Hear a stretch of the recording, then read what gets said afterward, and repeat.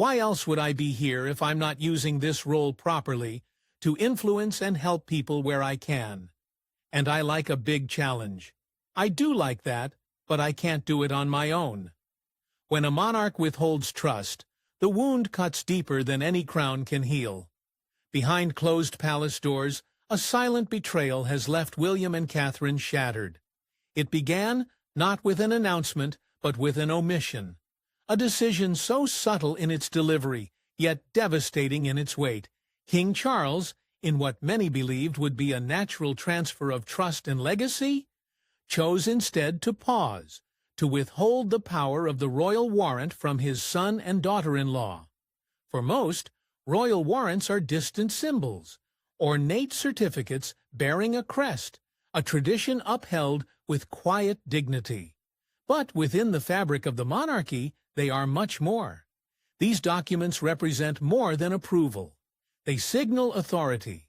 They crown not just products or services, but people those considered worthy of carrying the institution forward. And in this moment, that honor was deliberately withheld from the very couple the world believed would inherit the crown's future. The decision wasn't debated in public. There was no royal press release or formal justification. Instead, it happened quietly, discreetly. The power simply wasn't passed down.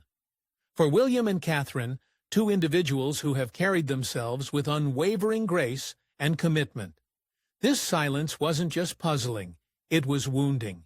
After years of service, poise under pressure, and a growing influence with the public, they had come to represent the monarchy's future. Their elevation in public standing was seen as a precursor to formal empowerment. And yet, when the time came, the throne chose silence. Whispers inside the palace suggest it wasn't a matter of procedure, but perception, that the decision wasn't logistical, but emotional, that behind King Charles's seasoned exterior lay a reluctance, perhaps even fear of surrendering real control. This wasn't simply about paperwork. It wasn't about tradition. It was about power. The royal warrant, while ceremonial on the surface, is a sword of influence. It determines which businesses rise, which voices carry weight, and who the monarchy officially stands behind. To grant that sword is to admit that the next generation is ready to lead. For William and Catherine, the pause came like an ice wind, unexpected, chilling, and deeply personal. They had stepped into every expectation laid before them. They had endured media firestorms, family estrangement, and the weight of modernizing an ancient institution. They had not faltered, and yet they were told to wait, without explanation, without clarity, only silence. What made it all the more painful was the moment in which it occurred. King Charles, newly crowned and navigating a nation in transition, had the opportunity to unify, to inspire, to pass the torch with dignity. Instead, he chose caution, cloaked as tradition. The monarch who had once championed progressive causes now hesitated to trust his own blood with the very institution he'd spent decades preparing to inherit. But what seemed like a single bureaucratic delay would soon reveal layers of distrust buried beneath royal tradition. It's not just a piece of parchment, it's a kingdom's unspoken trust. And now, William and Catherine are being denied it. For centuries, the royal warrant has stood as one of the most subtle yet potent emblems of monarchical power. To the average eye, it may seem like a ceremonial stamp, a quaint remnant of old-world prestige. But within the British monarchy, this document carries weight far beyond its gold-edged paper. It is influence, sealed, and delivered. The royal warrant grants more than just permission, it confers legacy. It lifts a brand from ordinary to exceptional, and it has the power to shape the future of not just companies, but entire industries. One signature from the monarch or a select group of senior royals can catapult a business into a league of its own. That signature, however, has not come for William and Catherine. King Charles has held this authority since 1980, a privilege passed to him while he was still the Prince of Wales. Over 4 decades, he wielded it with intention, endorsing sustainable brands, small British manufacturers, and long-time royal suppliers. His influence through this single power shaped public taste, elevated craftsmanship, and reinforced the monarchy's ability to quietly steer the nation's commercial identity. The public, royal insiders, and business leaders alike assumed that, as Charles ascended the throne, this responsibility would seamlessly transition to the next in line. That assumption has now collapsed into silence. William and Catherine, poised as the faces of a modernized monarchy, seemed destined to take up this mantle. Their visibility, popularity, and steady image made the case obvious. Catherine's every outfit, every engagement, every carefully worded speech has sent economic ripples around the globe. William, stoic and reliable, has carved a role as a future statesman. They were ready not just to serve, but to lead. And yet, the power to formally endorse remains locked away. The monarchy thrives on symbols, and this one cuts deep. Without the authority to issue royal warrants, William and Catherine's influence remains performative. They may smile at ribbon cuttings, attend summits, speak with world leaders, but they cannot wield the institutional pen that shapes royal legacy. Their presence is strong, but their power is not recognized on paper. That divide isn't just philosophical, it's political. It separates participation from control. Businesses that have cultivated ties with the royal couple are now frozen in anticipation. These aren't minor operations hoping for attention. They are heritage brands, charitable organizations, and global enterprises who bet on the future of the monarchy. Many had quietly prepared for the moment William and Catherine would gain the right to grant royal approval. That moment, it seems, has been indefinitely postponed.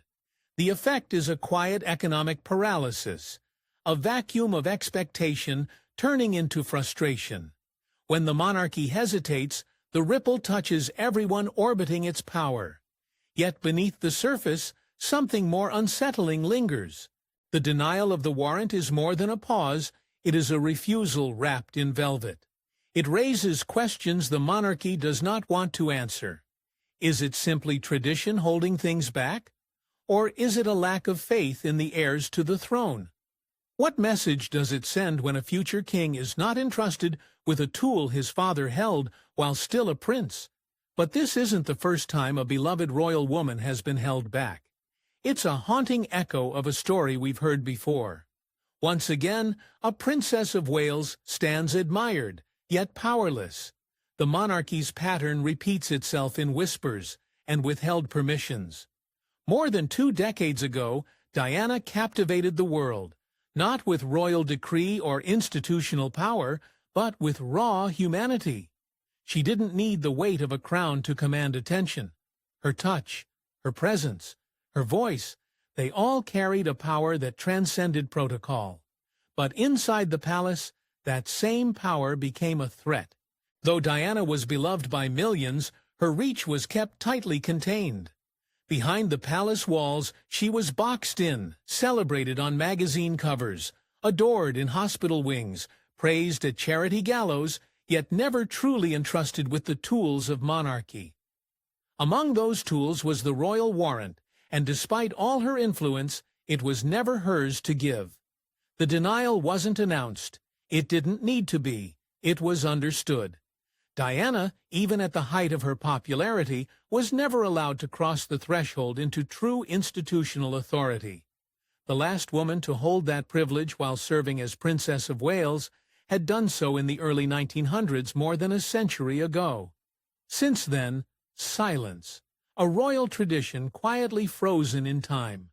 The role of Princess of Wales became symbolic, elegant, admired, but hollowed of the power it once carried. Diana filled that role with light, but the throne ensured she never wielded it with force. It was a contradiction as sharp as it was cruel. The world bowed to Diana's compassion. She shifted global conversations around AIDS, landmines, and mental health. She embraced the sick, the shunned, the forgotten. She redefined what it meant to serve. But even as the world listened, the palace bristled. Her independence, her spontaneity, her refusal to play by silent rules, they were tolerated, not supported. She became the most photographed woman in the world. Yet she remained a figure of ceremonial influence, not structural command. She could change public opinion, but she could not change royal policy.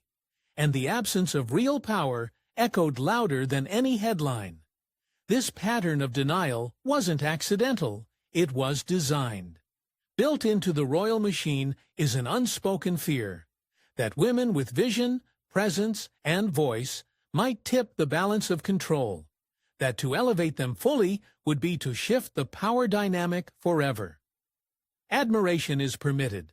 Influence through image is allowed. But real authority? That remains hidden behind the curtain. And Diana's story became the most haunting example of this quiet restraint.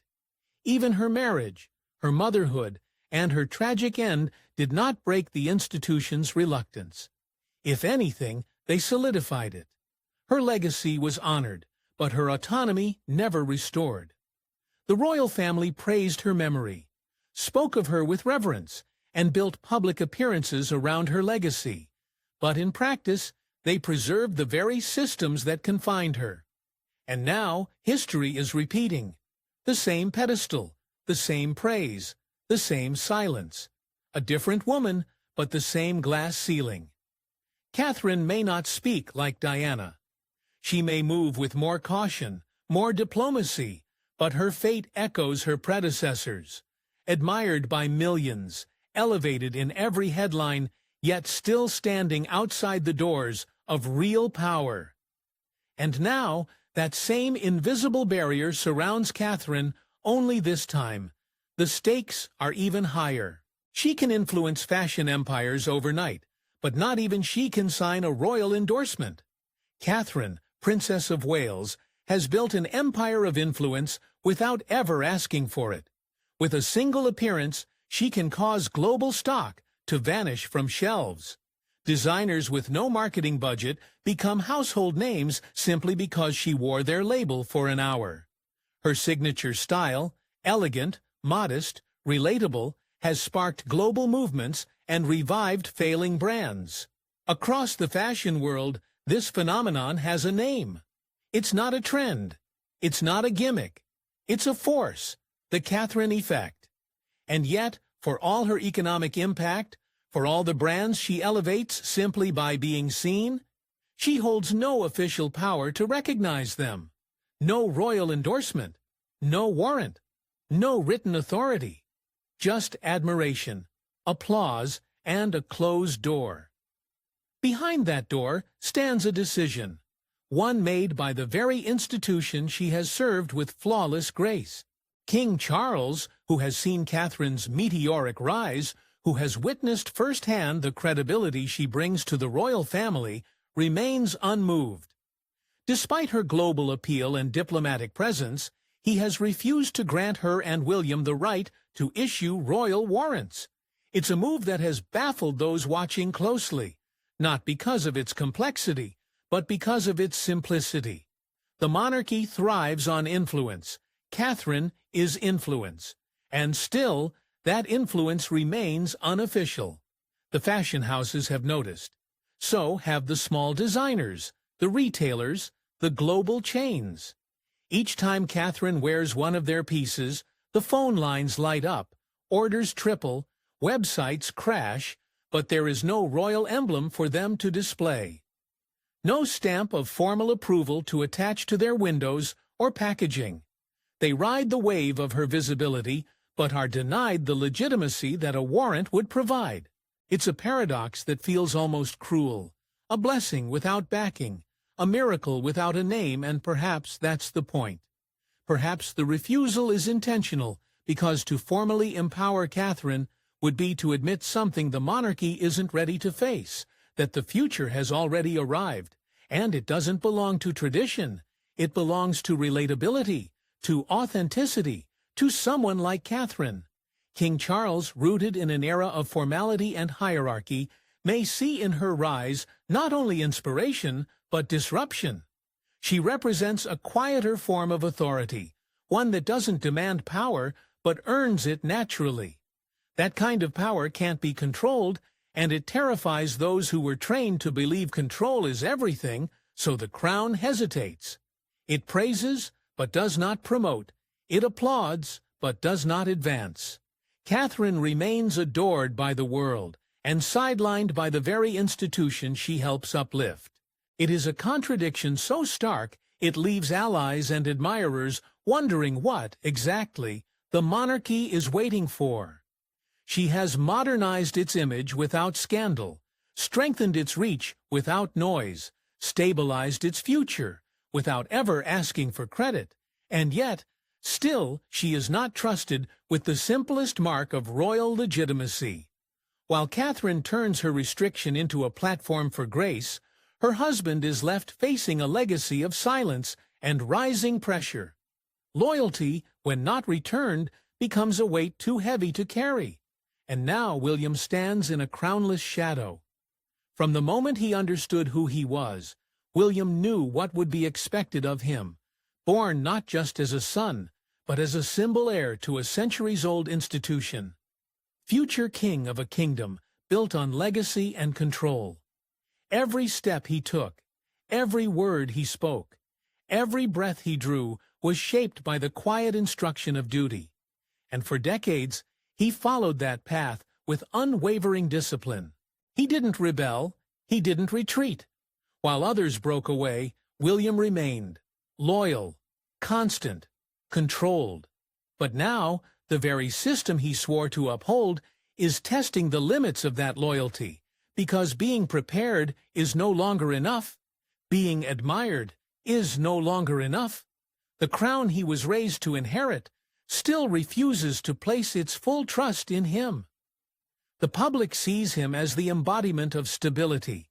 They look to him as the calm in the storm, the man who will steady the monarchy in an uncertain future, but behind palace gates the picture is far more fractured.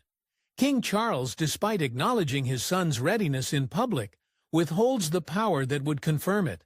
The right to issue royal warrants is just one example, but it's a powerful one.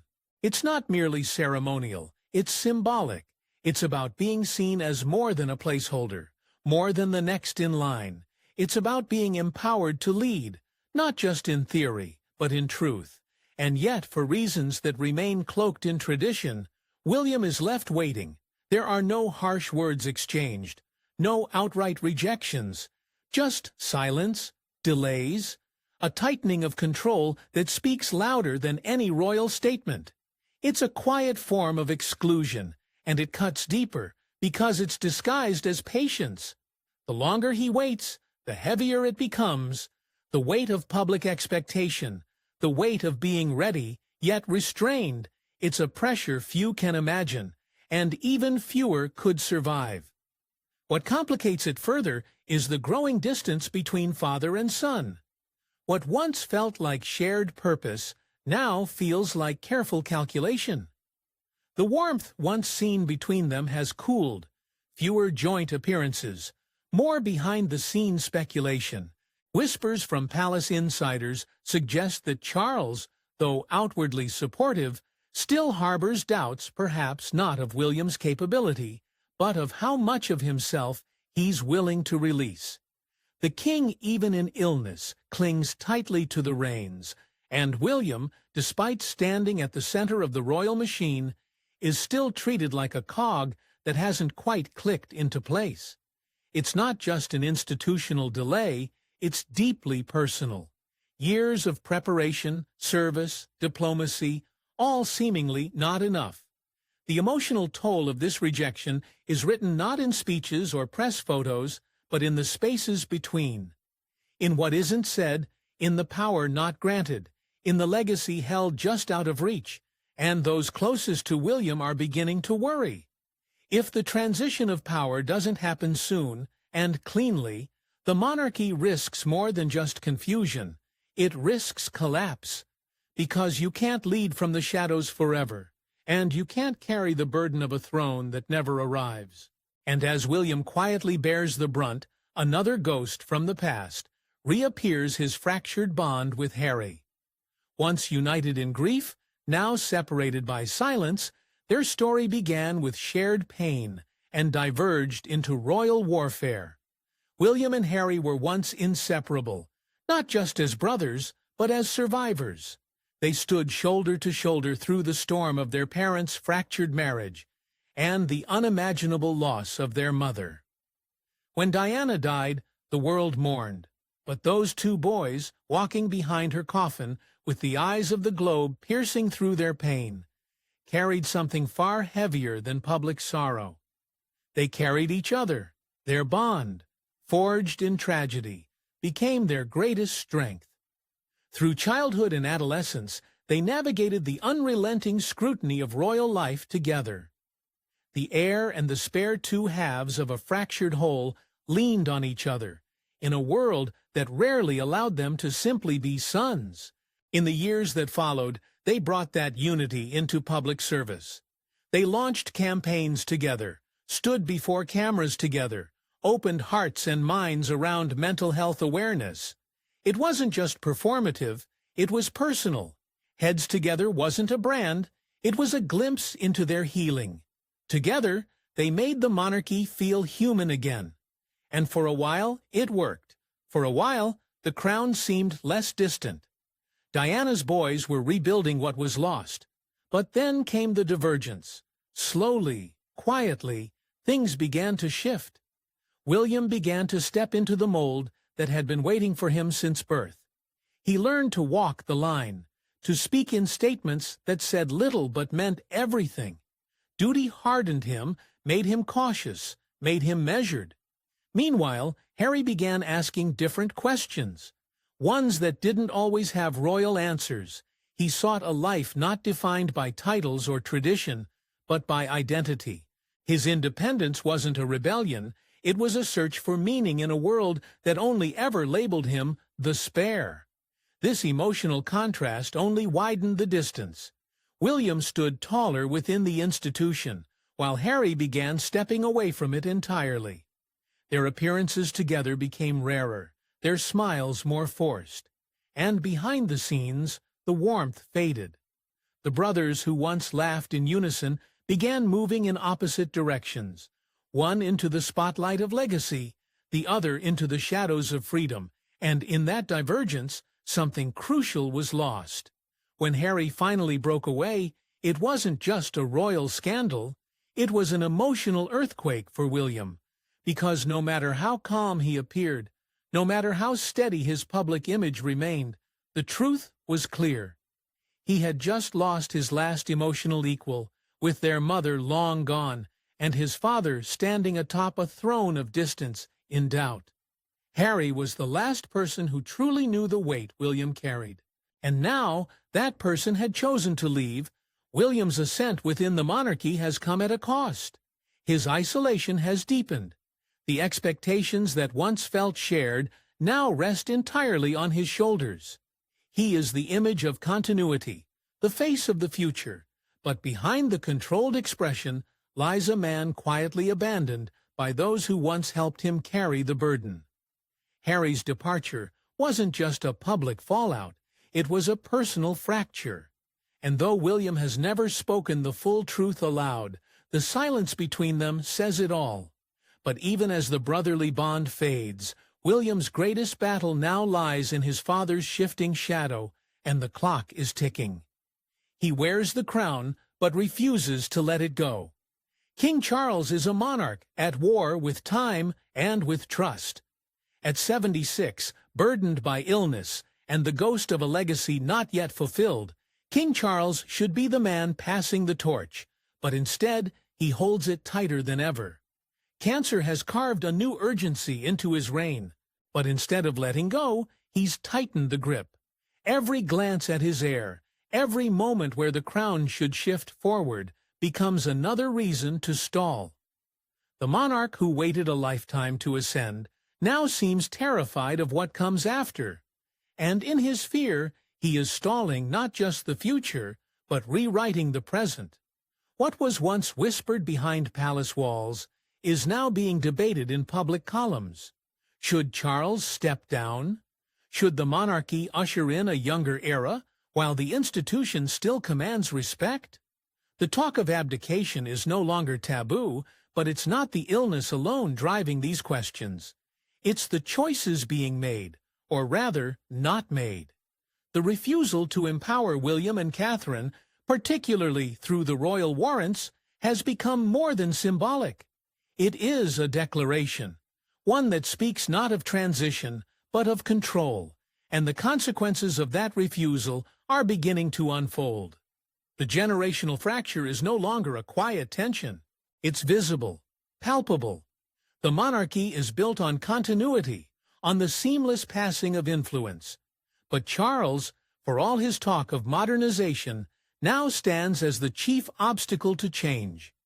The man who once championed environmental reform and architectural restoration now appears gripped by the most human of instincts, paranoia. Insiders speak of doubt, of a father who watches his son's rising popularity with unease, of a king who sees in William not just a successor, but a potential shadow. And that shadow is growing longer by the day. Charles has built his entire life around the notion of finally becoming king. That moment has come, but instead of finding peace in it, he seems haunted by it. Haunted by the fear that the crown, once handed down, might never shine as brightly on his name as it does on the ones that follow. And so, rather than preparing his son to lead, he withholds. The royal warrants, which could have signaled unity and forward motion, now serve as a symbol of hesitation, a power not passed down, a vote of no confidence wrapped in velvet. But hesitation comes at a cost. The monarchy is not immune to perception. When the public sees confusion, it breeds doubt. When they see delay, it sparks unrest. Every moment that Charles stalls deepens the cracks in the institution's foundation. He may think he's preserving power, but in truth, he's dissolving it one quiet refusal at a time. The monarchy was designed to move with grace through generations. Instead, it now limps forward, stuck between a king too wary to yield and a future too ready to wait. But while Charles clings to power, Catherine is crafting a new kind of influence, one that doesn't wait for a royal stamp. She's not waiting for permission. She's building something that may outlast every crown in the kingdom. While the palace debates titles and tradition, Catherine has chosen something far more radical action. Quietly, deliberately, she has stepped into a form of power that doesn't need coronation or approval. She's not chasing applause.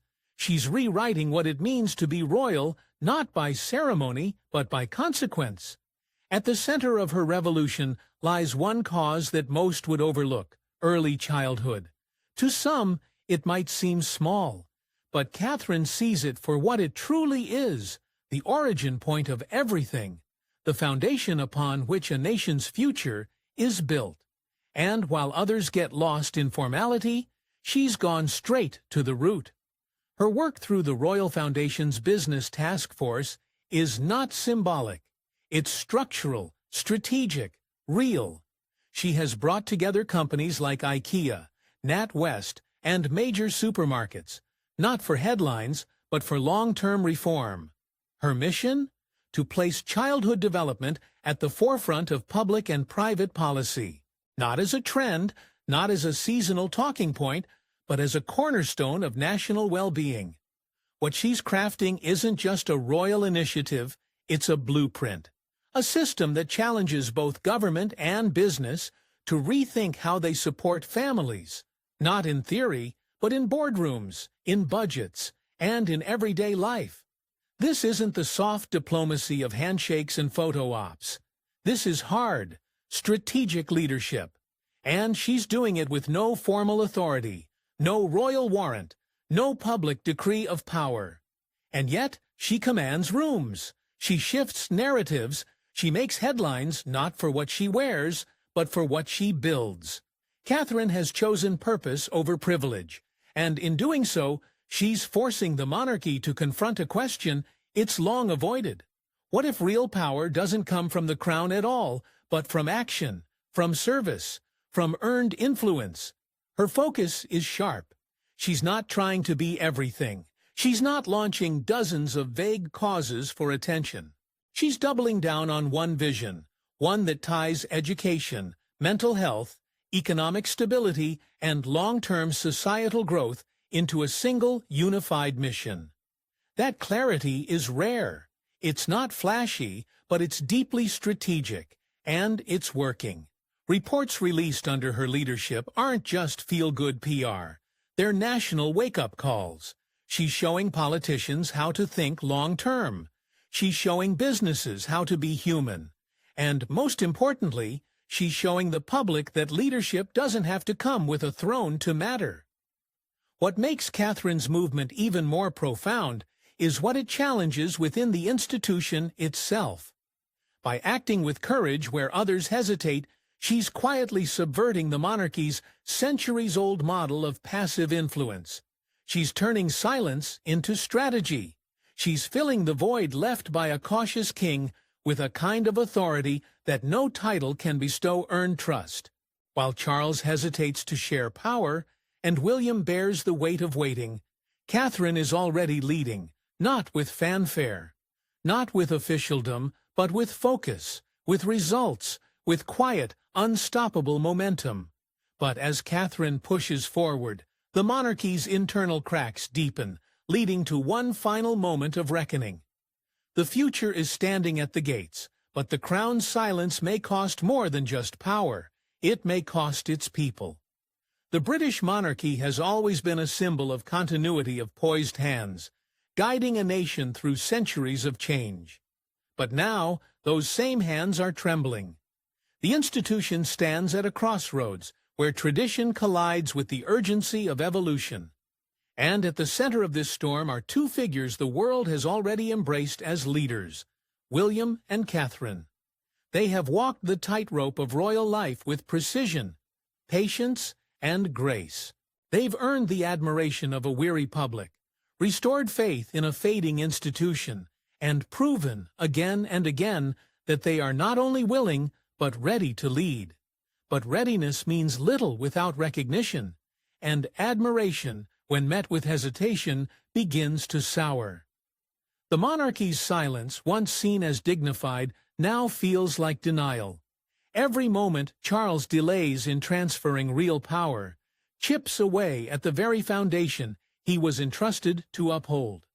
Every time a warrant remains unsigned, every role withheld, every right deferred, it sends a dangerous message that trust is conditional, that loyalty is not enough, and that even the future must beg at the gates of the past. And in a world that now demands clarity, authenticity, and change, this uncertainty breeds not reverence, but resentment. Within palace walls, whispers have turned into warnings, advisors grow restless, allies lose faith. The stable stage, once in awe of royal spectacle, is shifting its focus to institutions that act, not just endure. William and Catherine, for all their composure, are trapped in a system that praises their symbolism, but stifles their substance. They are expected to lead without authority, to inspire without influence, and that contradiction is becoming harder to ignore. A monarchy that survives on the promise of future generations cannot afford to delay the moment when those generations are allowed to shape it. Every withheld decision deepens the divide, not just between Charles and his heir, but between the institution and the people it claims to serve. If power is hoarded rather than handed down, if trust is withheld rather than invested, the entire structure begins to rot from within. And the damage may be irreversible, because this isn't just about royal warrants, it's about dignity, it's about belief, it's about whether the crown is capable of becoming more than what it has always been, or whether it will cling to the past so tightly that it erases its own future. There is still time, but not much. The world watches not with admiration now, but with anticipation. And the longer the silence lasts, the louder the question becomes. Will the crown trust the very future it helped shape? Or will it destroy what it refuses to release? Thanks for watching. Don't forget to like and subscribe, and we will see you in the